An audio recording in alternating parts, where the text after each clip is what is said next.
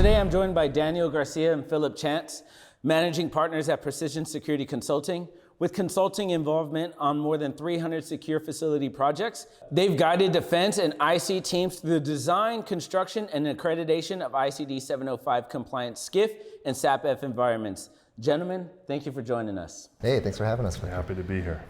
Let's get started with the consultant's role in these projects. From your perspective, what is the true role of a security consultant on an ICD 705 project? Yeah, I would say, ICD 705 definitely has a lot of compliance related to it, right? At the end of the day, the space needs to get accredited. And there's a lot of, let's say, check the boxes in order for that space to get accredited. But a consultant needs to be able to not only take what the ICD 705 requires and all of those like hard and fast rules and be able to translate those rules to a design team, to a construction project delivery team, and be able to translate, so to speak, some of those requirements and how they relate to a real world environment. The ICD 705 does not address every single construction problem, right? And so a consultant like us, we're able to see what the requirements are and look at the space, look at a design and identify, okay, these are the requirements. The easy part really is just saying, hey, the gauge of the perimeter wall has to be 16 gauge. That's easy. ICD 705 says 16 gauge for metal stud, right? So we're looking for that kind of stuff.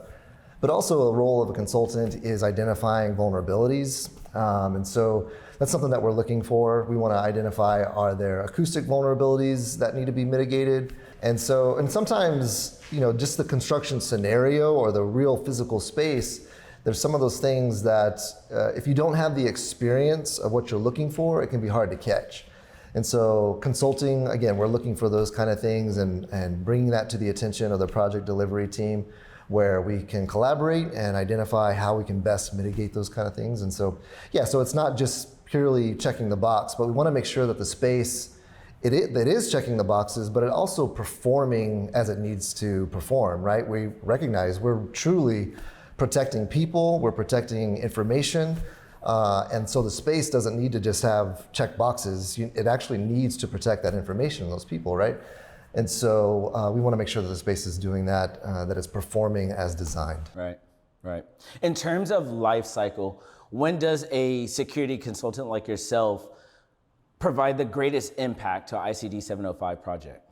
Yeah, that's really from the very beginning. So as early on in the project that you can get a security expert involved, you're going to have a better time down the road. It's going to go smoother, it's going to go better.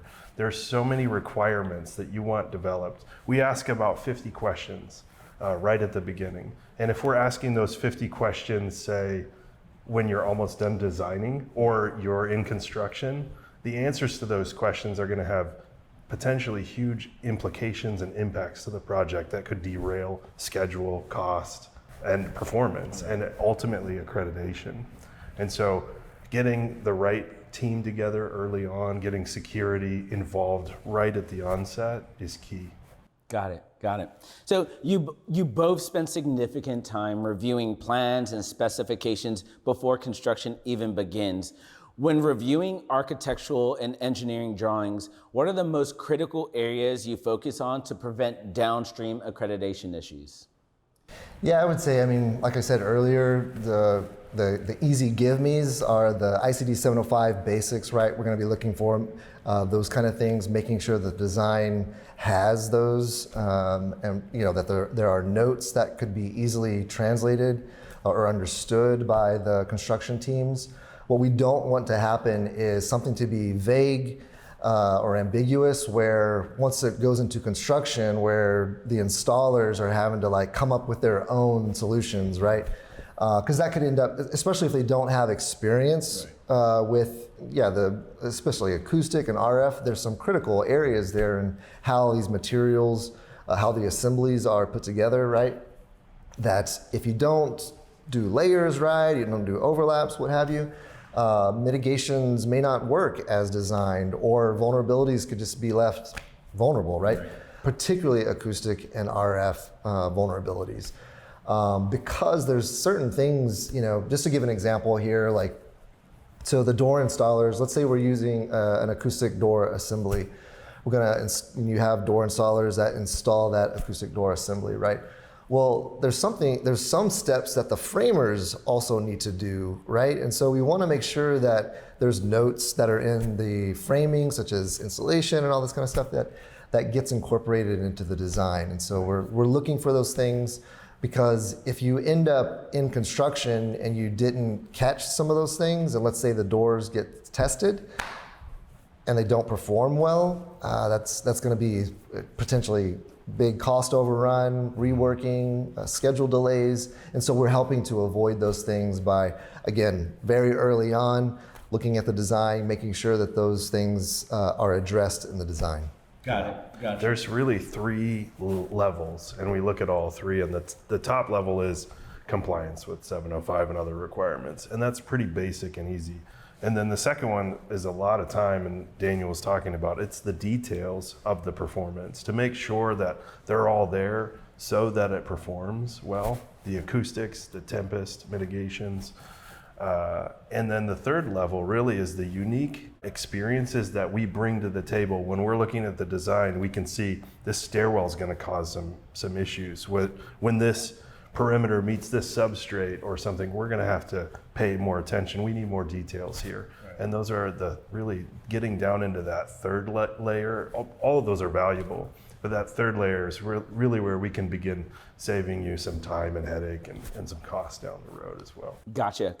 One of the biggest challenges in ICD 705 projects is translating dense technical requirements into buildable solutions. How do you bridge the gap between the written requirements in ICD 705 and the practical realities of architecture and construction?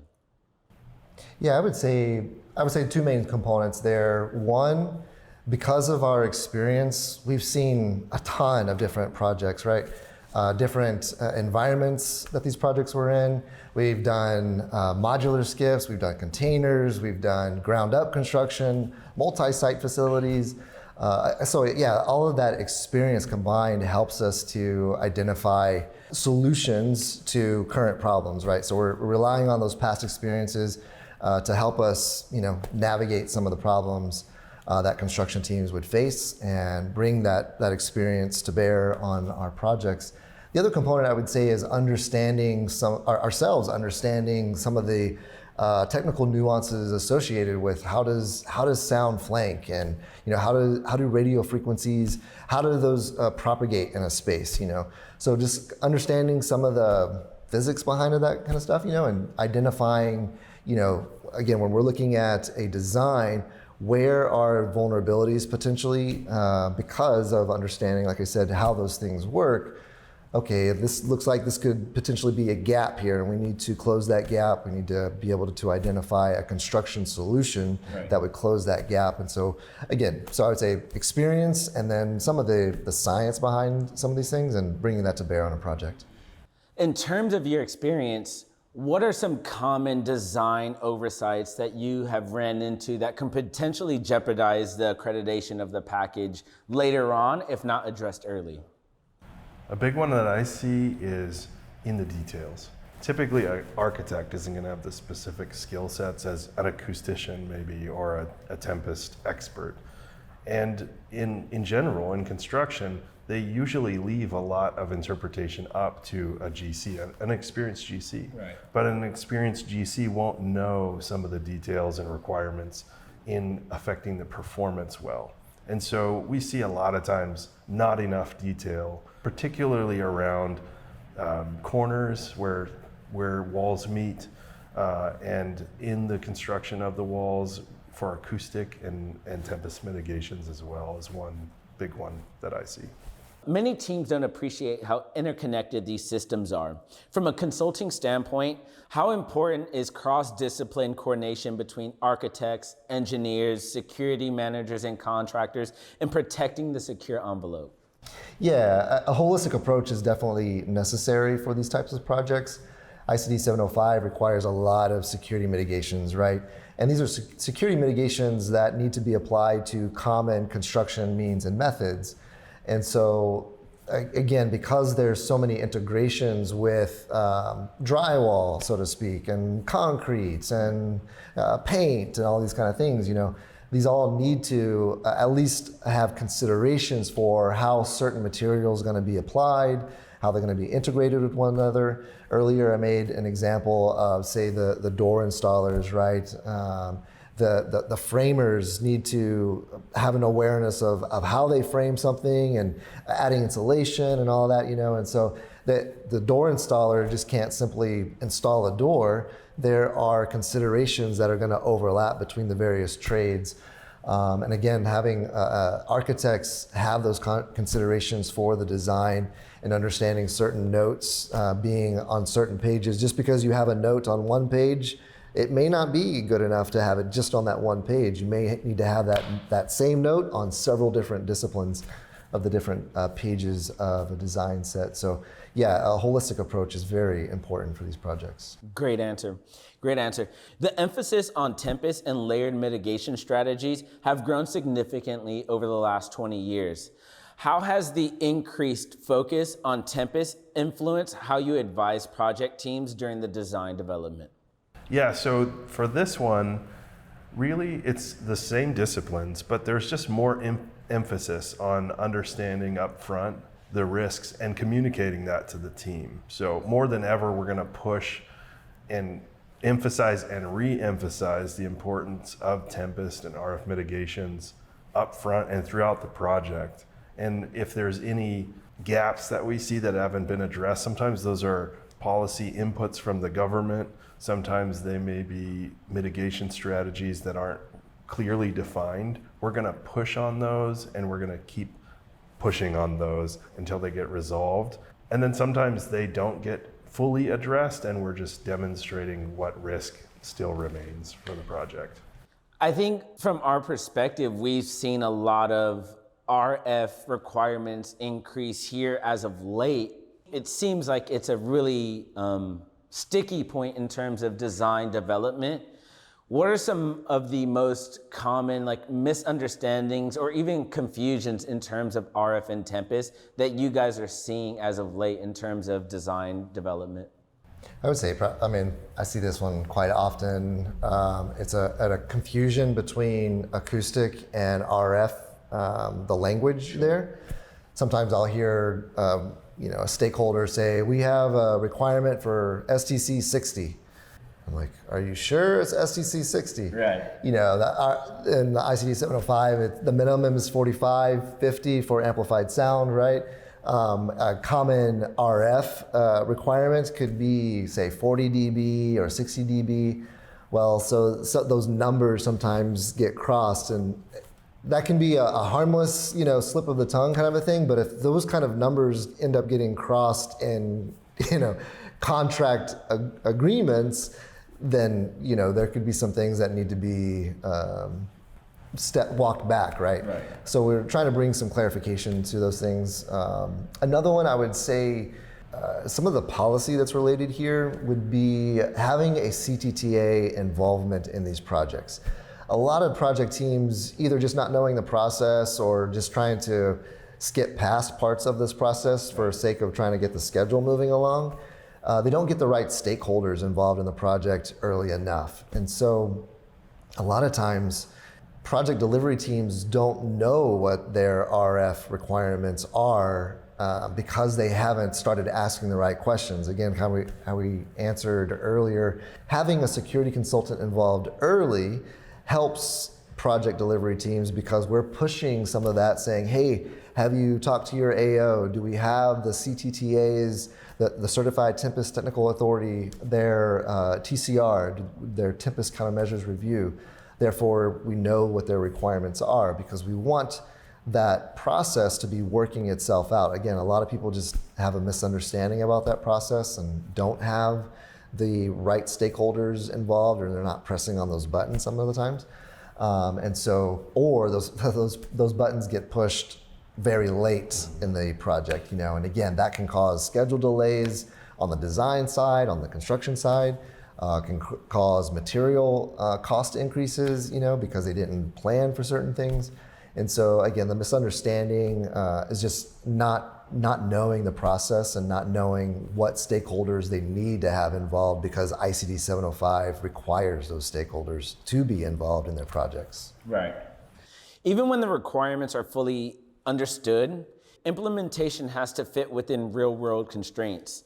How do you help project teams balance strict security requirements with schedule, cost, and operational realities?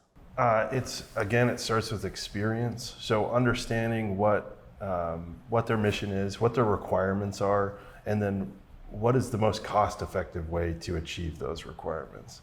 And then what materials must be thought about, purchased, when do they need to be scheduled into the construction, long lead time items, for example.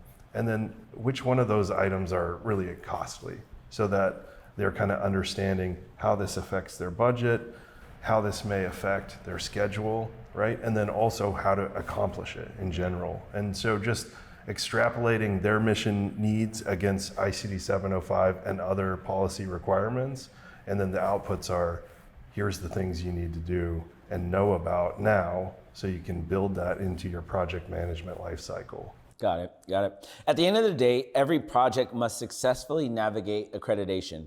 What separates projects that move efficiently through the accreditation process from those that face delays or corrective actions? Yeah, I would say getting some of those questions asked very early on in the project is going to help. It's going to go a long way when it comes to getting the space accredited, because the earlier that you ask some of these ICD 705 related questions and getting those stakeholders involved early on, you're going to streamline that whole process. Accreditation is not simply an end result, right? Accreditation truly begins, ICD 705 says that security begins at the onset of concept, right? That's at the very beginning of a project, right? And so the whole idea of accreditation and that process is it's a whole life cycle. It's not just something that you just do at the very end of the project, right? And so asking the questions early and getting the answers to those questions early is going to go a long way in getting the space accredited. And so the other aspect I would say too is having good communication with the government stakeholders, particularly the AO. When an AO can be involved in a project early on and good communication is happening with them, then when it comes time for a final inspection, then they have a good awareness of the project. They know what's been going on. And so it's not like the first time that they're hearing about, oh, the space has shielding. None of those things are a surprise to them. And so when they're doing their final checklists, their final inspections, again, they have an awareness of the project. They know what they're walking into. That can streamline the accreditation process and get the spaces accredited quicker than if you didn't. This one, like you said before, where it has common considerations of any construction project, right? Because construction projects are high-risk environments. And so having a really solid, focused stakeholder team, right? And making sure that they're focused, communicating well, like you said, that's a huge deal in general. And if that doesn't go well, at the end of the day, you may have a building or office space or whatever that's not functioning quite right, or the space is not as great as you wanted it. But in our environment, the end result could be an unaccredited space or unaccreditable space, which is a huge deal. And then the last thing is the end user group. So sometimes we're on projects where the end user group requirements suddenly are revealed or change halfway through, and that can really disrupt things. So it's smooth when you have the right team in place, the right stakeholders who are good in their fields respectively, and then also the end user group really knows what they want at the end of the day. Right. Great points. Thank you for that. Before we get you guys out of here, to wrap up, I have one final question. If you can give one piece of advice to an owner beginning their first SCIF build, what would it be from a consulting perspective? Hire precision security consulting. Yeah, the one piece of advice to any owner that I would say would be to have a security consultant that specializes in IC 705. And to have them be a part of that project early on. You don't want to try to add them late in the game where, say, if design is already happening and there's not enough input, That could create delays if there are some key ICD 705 requirements that got missed, and now the ICD 705 consultant is catching those things. You want to bring them on early. So I would say the key aspect of that is having a ICD 705 security specialist on their project early. Well, getting to know you guys over the last few years, you guys are definitely experienced consultants in what you do. And so, Daniel, Phil, it's been a pleasure today. Thank you so much for taking some time. This was very informative. I look forward to working with PSC here in the near future.